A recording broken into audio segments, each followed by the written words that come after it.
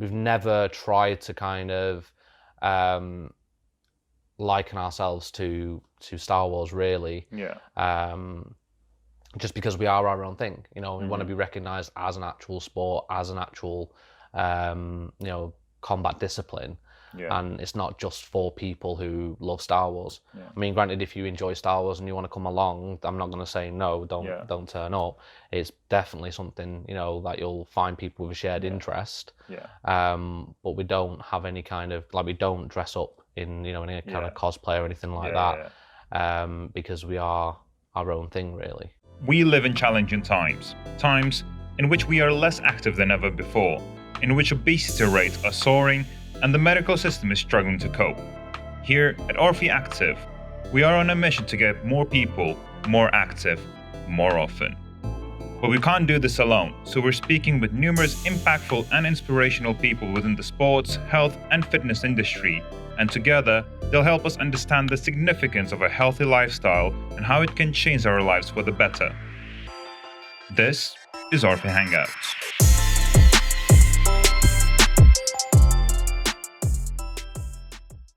So for somebody that's kind of either your family member or whatever it may be, how do you describe lightsaber fencing, just like in a few words so that everybody can understand? It's fighting with lightsabers.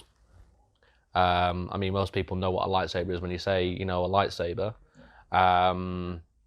because everyone, if everyone hasn't seen Star Wars, they at least know about it, so they at least know about the weapon. And I think that's a big draw for a lot of people anyway. So you say fighting with a lightsaber, most people go, oh, okay. Yeah. And then it usually takes a little bit more because then they think like it's a toy or something like that. And actually the thing that we use, the sabers that we use are actually, pretty heavy duty. The one I have is, designed for the sport, made by a company over in Italy. Okay. And that's where it originated from, isn't it? It is, yeah. So it was originally founded in Milan. Right. In La Crypta, so it's kind of like our, the birthplace of the sport. How long ago was that? About 13 years ago now, yeah. Okay. The story goes that it was 3 lifelong friends who were like in a bar or something like that, and went, how would you fight with a weapon that's got a 360 cutting edge, a blade that has no weight to it, with all the weight being in the hilt, because of course most swords, the weight's in the actual in the metal of the blade. Yeah. Because of course you need that extra force to cut through, whereas a lightsaber, it cuts through without any force. Yeah. So this is how that kind of question created Ludosport. Yeah. And created lightsaber fencing.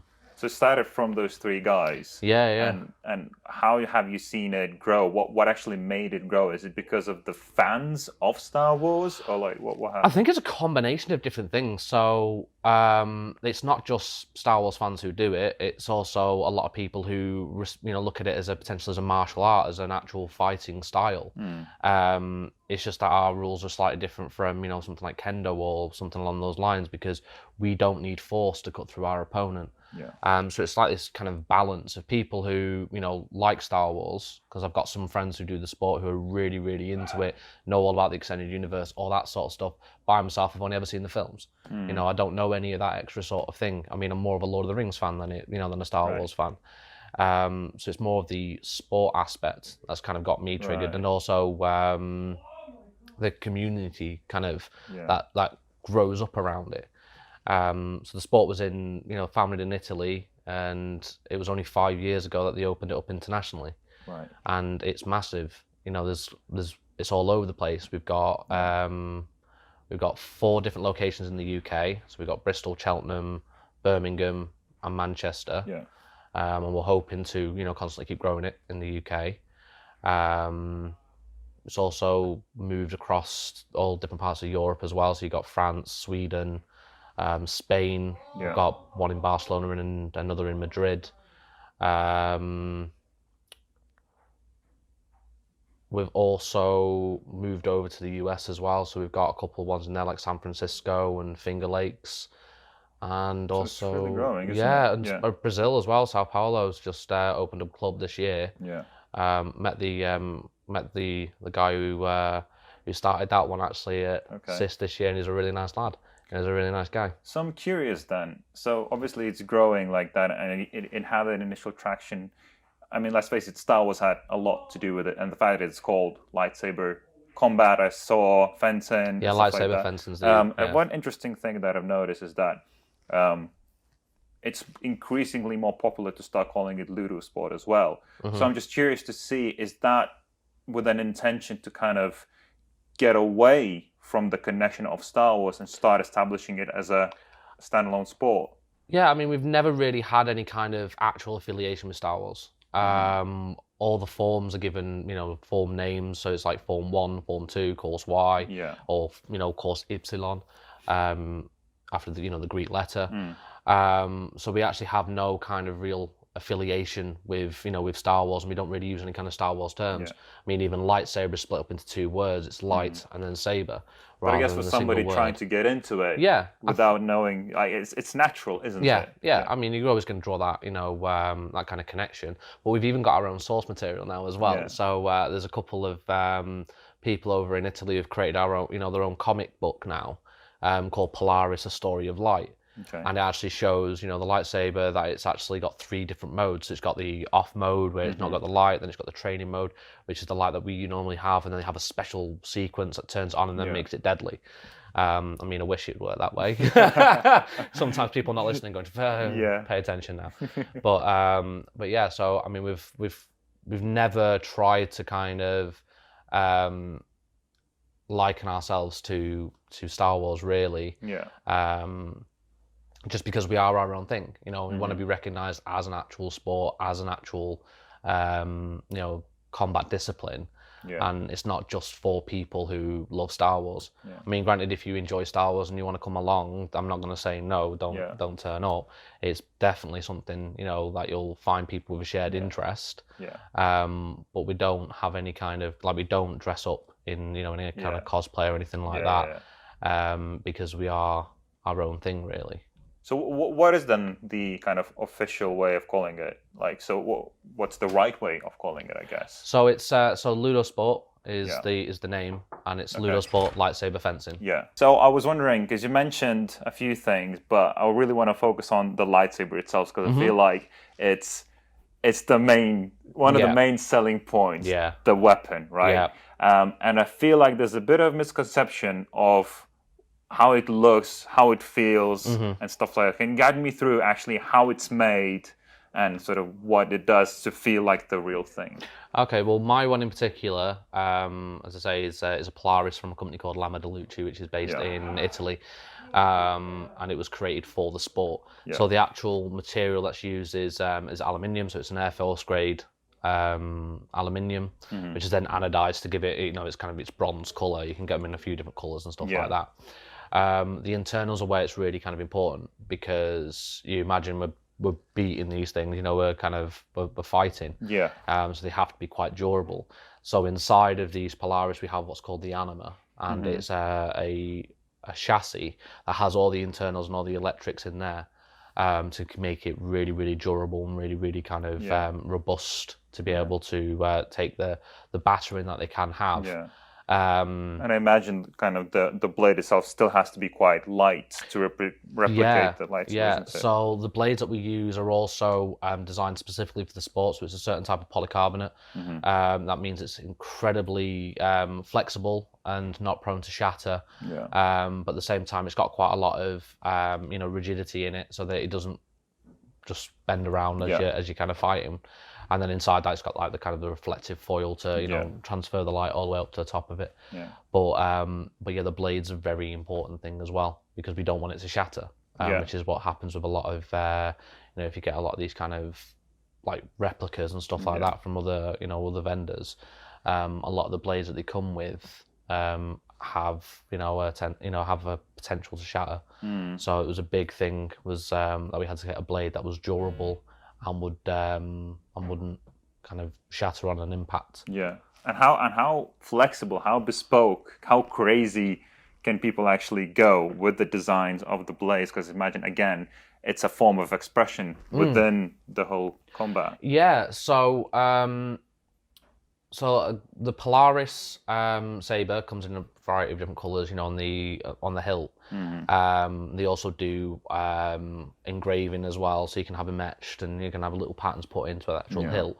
The actual blade itself, the LEDs that they use in them are RGBW. So if you know the values, you can pretty much get whatever kind of colour in the rainbow that you want.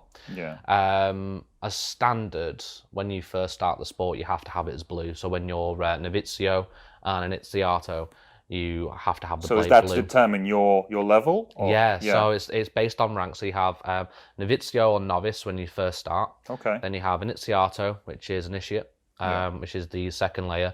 And you get a nice tunic and a belt to kind of distinguish your rank.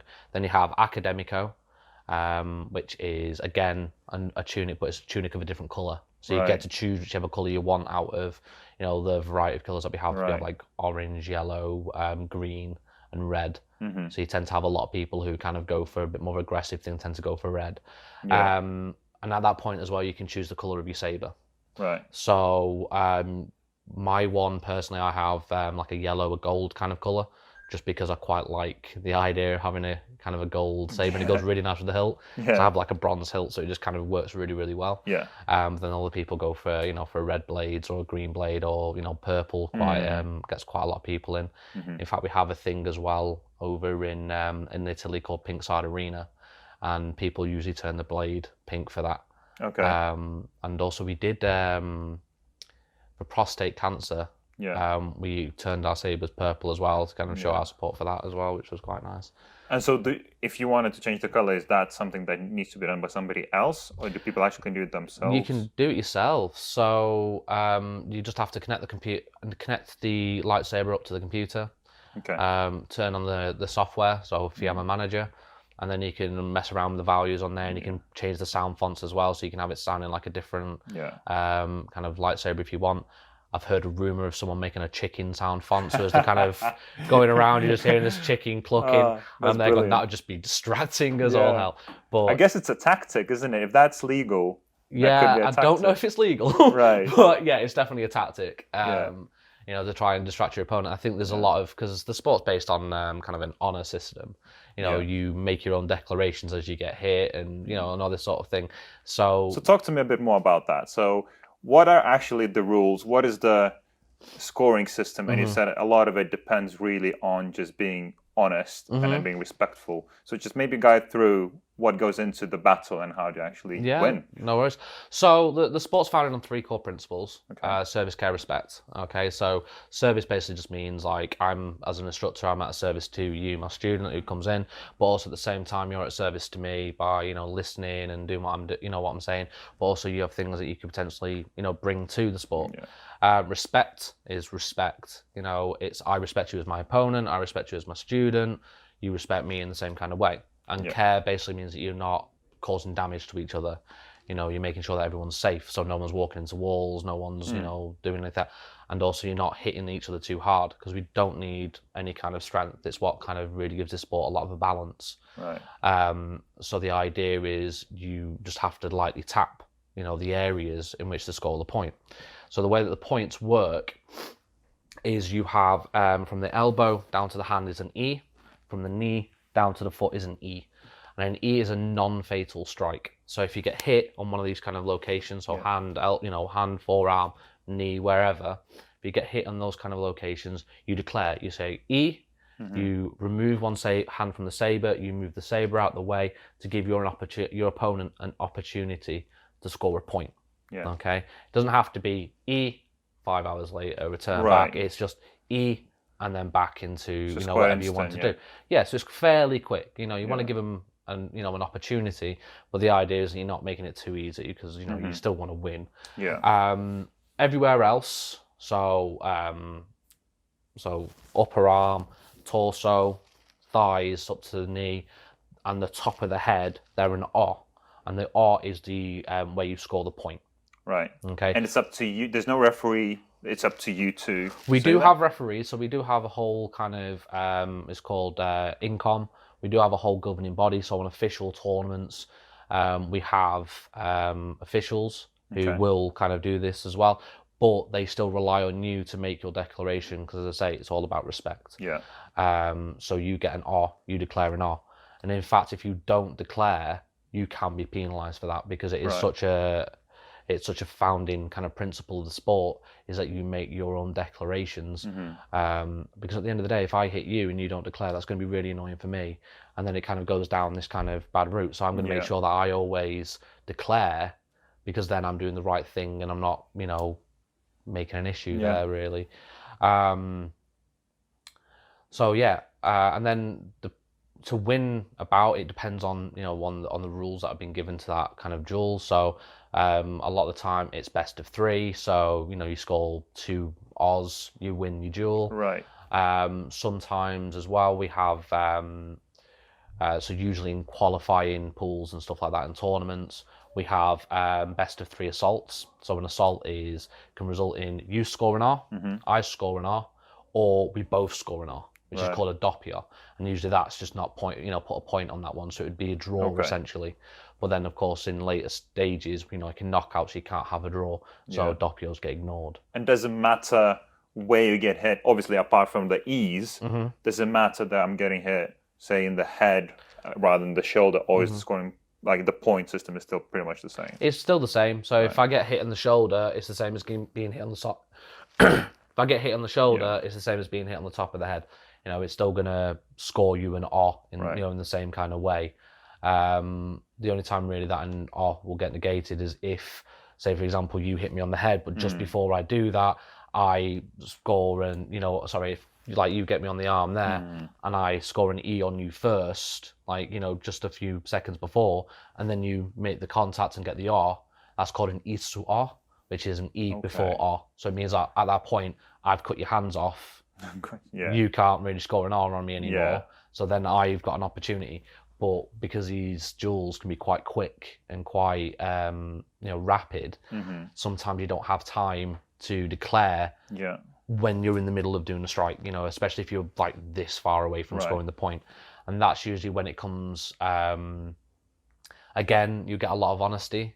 So there was a guy, Lork, in Champions Arena last year, where he lost his fight because the chap he was fighting scored an E on him first, then he scored an R. The official was going to give him the point. He went, no. There was an E before the R. That's not my point. At which point the referee went, okay, no point, redo that round, and then he ended up losing that fight. Which then took him out of the tournament. I wonder how long that can actually stay, because that's a very difficult thing to control, especially, as I said, you're growing quite rapidly right now. Do you see either the rules changing currently or in the future to sort of adapt to the growth of the sport? I mean, one of the big things that they've done, as I say, in the last couple of years, is this introduction of INCOM, so officials to officiate actual tournaments and maintain this kind of standard, because it is such a core value that we want to maintain, within the sport, that you are self-declaring, that you do, there is this whole kind of honor system. Because I think that's one of the big kind of draws for me personally, is because everyone is very open and honest about, getting that declaration. Because at the end of the day, the mentality within the sport is, I would rather win right than win, because I didn't make didn't make a declaration, or something along those kind of lines. And as I say, if you don't declare and an official spots it, then you get penalised. So we have a card-based system. So we have a white card, which is a warning. So if you get a white card, it's a, listen, don't do that again. Make sure you're declaring. What do you need to do? What are the penalties for usually? So so it could be for a few different reasons. I say white cards are warnings. So usually for things like, declare more, make sure you're declaring, make sure it's loud, make sure you're moving the saber out of the way. That would be a warning first. Your hits are a little bit too hard. You'll get a warning to begin with, and then if it escalates, then it will go up, in the different kind of, on the different cards. It could be, so usually it becomes down to either lack of respeto, so lack of respect, or lack of cura, lack of care. So lack of respect is things like not declaring or, foul language, things like that.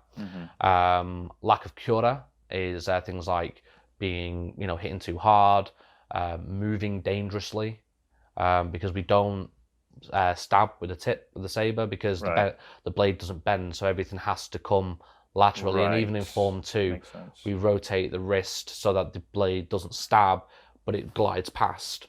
Right. So if you go in with a tip, then you'll get a penalty then for lack of cura. Yeah.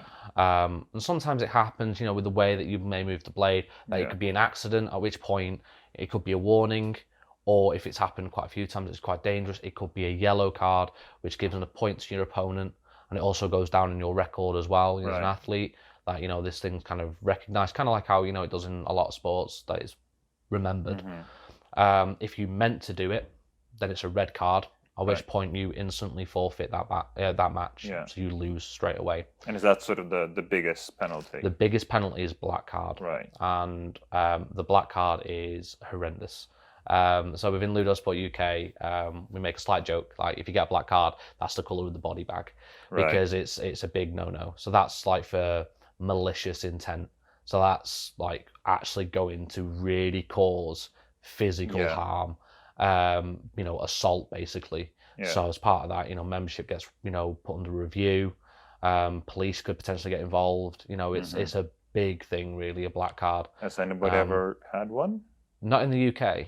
But it has happened. I don't know if it's happened abroad. I have heard rumours. Right. But I don't think they found the body yet. So, so I don't. I just got it now. Took a while. I was like, that one's fell a bit thingy, fell a bit flat. But yeah, I don't know if there has been one, internationally yet. Yeah. I hope there's not. Because as I say, a big thing for us is is those three kind of principles, and for someone to get a black card is a real big thing. I mean, someone getting a red card is really unfortunate. I mean, we've seen people win tournaments because of a card being handed, and nobody wants that. Not even the person who's won. A lot of the time, it's like, can we redo that point? Because I really don't want to win on on a card. But these cards are there for a reason, really. And it's just, hopefully we won't see as many. Yeah. So let's talk just a bit about the tournaments, because I'm really interested in those. How are they actually set up? How they look?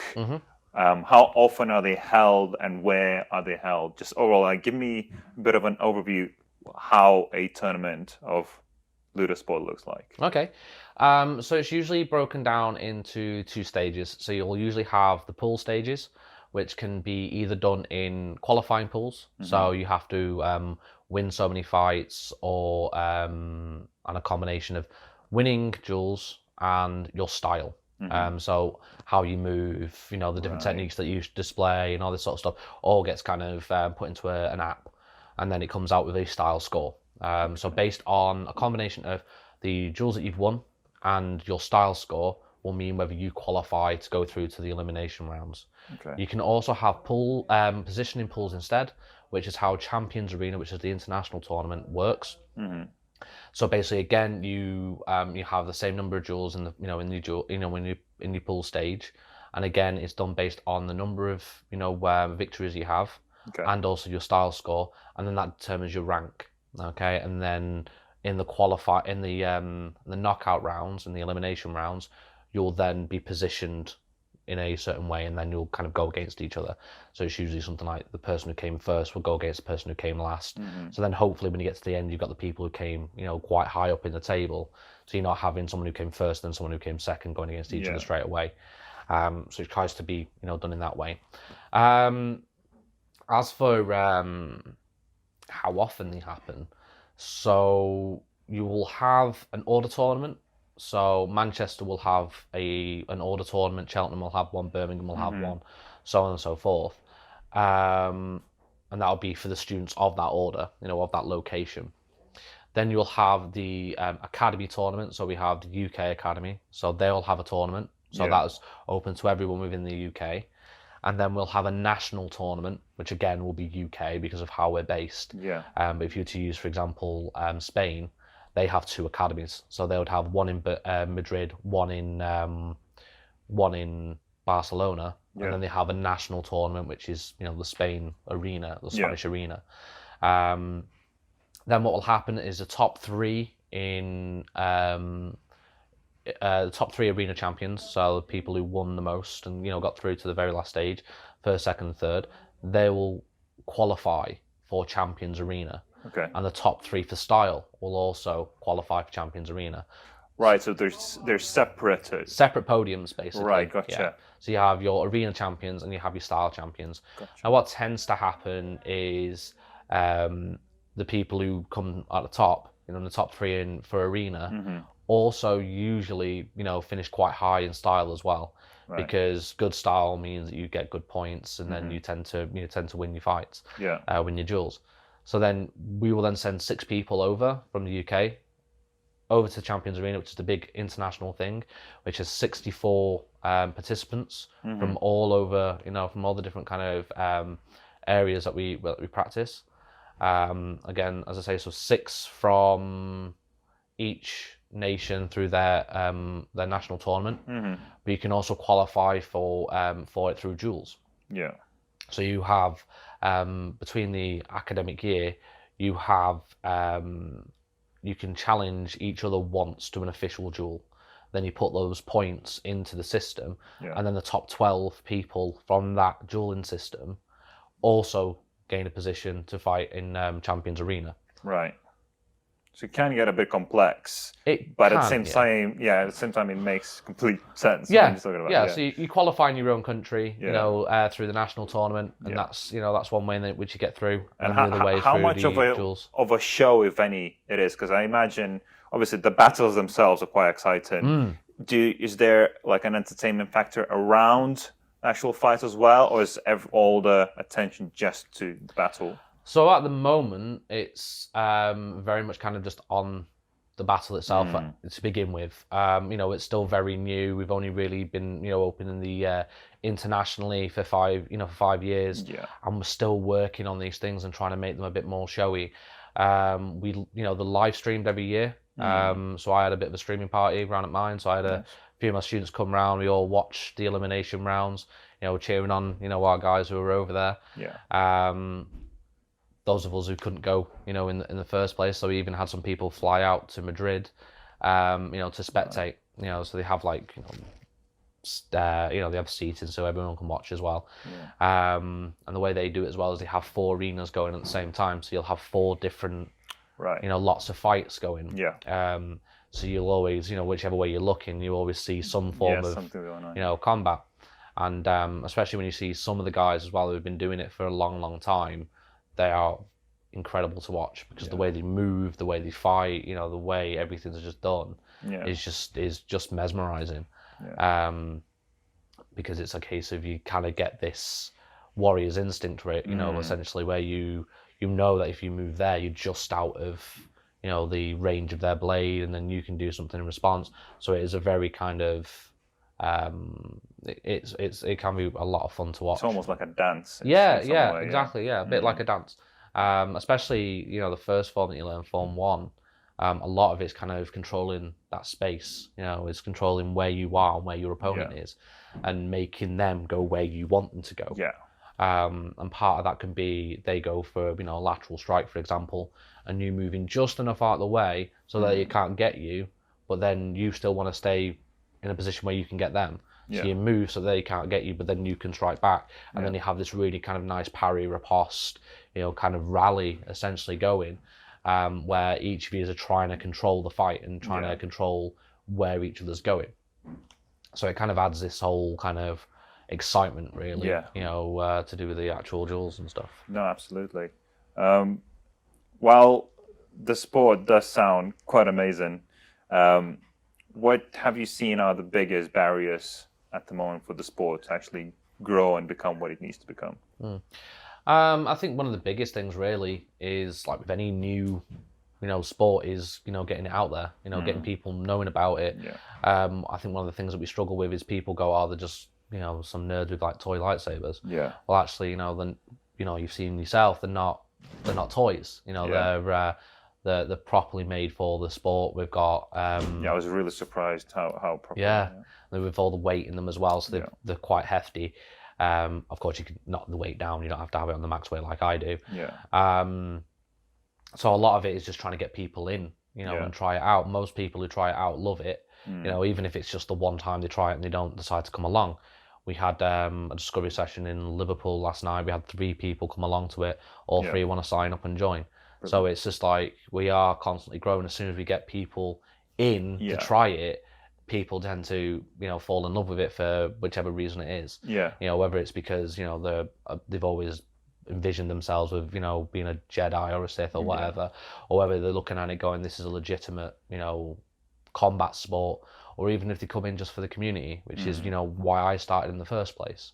So I started because I didn't really over the years, like, friendship groups had shrunk, so I wanted to meet some new people who were like-minded, and I came to this and then met all these people who are absolutely amazing, and it's become a massive extended family. To the point where I know I can go to Sweden, I know I could go to Spain or Italy, and I'll have somewhere to stay because it's people that I've met through this sport, which I don't think you get with many other things. And also, I guess you get active and still really enjoy what you're doing, rather than forcing yourself going to the gym or whatever, right? Because not everybody likes that, isn't it? Exactly. And because of the way as well that you move, and you can push yourself as much as you want. So we have, as I say, we have some athletes and instructors within the sport who really, really, really go for it. Like they really want to achieve, quite high goals. So one of the guys, Josh, is doing this whole kind of thing on his athlete page where it's like training every day. And he posts a little video of him training. I'm looking at him going, that's impressive.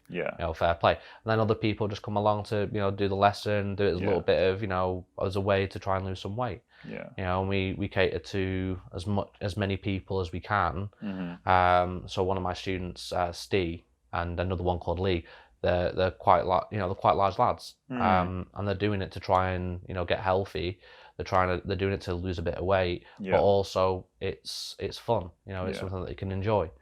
So how much does being athletic play into becoming a good, lightsaber fighter? So it depends, which is a very common answer with Ludosport. It depends, because I'm not the most athletic person. I'm quite a large lad, but I like to think I'm fairly competent, and a lot of that can come from precision and knowing your strengths and your weaknesses. So I know I'm not particularly fast, so my style is a little bit more defensive. So I may try and bait people to come in to do something, so then I can respond, catch an E, on the hands, as then I go in and catch the R. Whereas Skippy, who from Birmingham, it's his battle name, his actual name's Stephen, but because he skips around, everyone just knows him as Skippy, is really, really quick and really, really fast. So it's one of these kind of things where his fighting style is a lot different from mine. And then you've got other people who fight in different kind of ways as well. And as you kind of do more and more styles, you have more and more techniques in your arsenal that you can use and utilize. And sometimes you get people who really like a particular style and will focus, just on encapsulating everything in that style. So Form 4 has a lot of kind of jumps and dives and rolls and all this sort of thing. Some people absolutely love that. Me personally, I'm worried that I'm going to do a roll and I'll probably never get back up again. So I'd rather just stay on my feet. Makes sense. So a lot of, how you are kind of impacts, on how you will fight. So you don't have to be super duper, fit, really, really, quick or lithe or anything like that, because you can fight in your style. This is one of the things that I absolutely love about the sport, because everyone's essentially on a level playing field, because you don't need strength to do the strikes. So it doesn't mean that, if you're like a bodybuilder or something like that with multiple, massive muscles, doesn't matter, because you're not trying to cleave through someone. And a lot of the time speed comes with just the technique and how you do the particular technique. So it comes down to speed's always is always a useful thing, but also precision. If I'm more precise with putting my blade, I have a better chance of, catching E's and then getting the O's. Yeah. Making those opportunities work for me. Yeah. And it's just finding your own style really within that.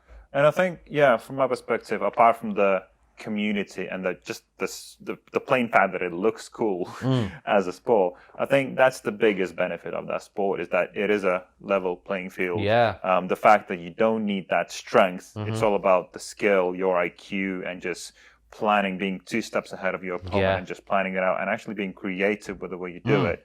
I think that's a brilliant combination for a sport. So where do you see the sport going next, in your opinion? I hope it just keeps growing, to be fair, keeps expanding and, getting bigger and bigger and bigger. I mean, the founding masters over in Italy, they're constantly, working on the different styles and, improving them and, progressing them. So at the moment, now we have 9 different styles. So you've got Form 1 and 2, which are your first styles that you learn. Originally, they were 1.5 years. They've now been dropped down to 1 year to try and get people through these kind of early forms so that they can then experience Course Y, which gives you a bit of an overview of the different forms that are yet to come. Yeah. So certain things that don't get used that often have been taken out of Form 1 and 2, and they're going to be put into like this specialist kind of course. So again, if you find Form 1 is the style that you absolutely adore, and you look at all the others and go, no, Form 1's definitely for me. You can go back and just become a Form 1 specialist and have all the tools that you need to compete against people who know like any other forms. In the last couple of years, they've brought in dual sabers now. Nice. So we have dual daggers, slightly shorter blade, but you got 2 of them. Yes. And there's a few members who are down south who are now learning Course Y as well. So they're getting that and they're learning it, and it's I'm a little bit jealous. Yeah. But we've also got battle staff. Right. So there's a lot of kind of there's still innovation going into this sport. Still working on it, still coming up with new things. So you've got 3, 4, and 5 as well, which are still the long saber, the single saber, and then after them, you have 7 and 8. 6 and 7, and 6 and 7 are purely kind of conceptual, and it's you should be able to do. I mean, there's not a lot of stuff out about 6 and 7 yet because it's not really. I don't think anyone's learning it yet. Right. Especially not in the UK at least. Right. So the idea is that you can go into 6 and 7 with the single saber, the dual sabers, or the battle staff, and be able to do 6 and 7 because it's things that work with all styles. So the sport is constantly evolving, constantly changing. Incom have been around now for about a year or so, and they're constantly evolving, constantly changing. The ITR, which is the kind of the rules and regulations, is constantly being updated with amendments and revisions to make sure that everything's covered. Because you come up with a set of rules for a game, you come up with a set of rules for a sport, and then a situation comes up, it's like, okay, we've not got anything for that. So then you adapt and you improve it. And as I say, the sport's just going to continue to grow throughout the UK, throughout the world. As I say, we did a discovery session last night, a trial lesson in Liverpool, because we're hoping to expand out to there. I'm hoping to expand out to different parts of the UK and get more and more people, interested and involved. And it'll be the same thing for the globe, really, as well, like total domination. Absolutely. So how do people find out more about Ludosport, about what you guys are doing, and what's the best way for them to actually try it out and get into it? So a couple of ways. So one of the big ones is follow us on Facebook. So search for UK, so Ludosport UK, and you'll be able to find our main page from there. Also, we'll have pages for each of the areas. So we've got Ludosport Manchester, Birmingham, Bristol, and Cheltenham, which will have a lot more stuff on to do with the specific locations where they are. You can also email in to uk@ludosport.net. We'll be able to give you kind of any information there. Following the page as well, you'll see any kind of discovery sessions and trial lessons we've got, and also we're putting them up on the Orfi app as well. Awesome. I'm really excited to see where the sport goes next. I've seen it firsthand. I've tried it out actually myself. I've seen the weapons, and it feels like it has all the pillars needed to become a legitimate, well-known sport. It's just, as you said, a case of people being aware that this exists, trying it out themselves, watching the professionals do it, because it is impressive. I wish you all the best, and we'll be very closely monitoring where this is going. Yeah, definitely, and you're welcome to come along anytime. Cheers. Thanks a lot for your time, and have a good one. Thank you. So if you enjoyed this episode, make sure you like, share, and subscribe to our channel, and let us know in the comments what you liked or didn't like, and who our next guest should be. For more content like this, make sure you follow all of our social media channels, and don't forget to download the ORFI Active app to find a variety of sporting and fitness activities near you to easily find and join. We'll see you at the next ORFI Hangouts.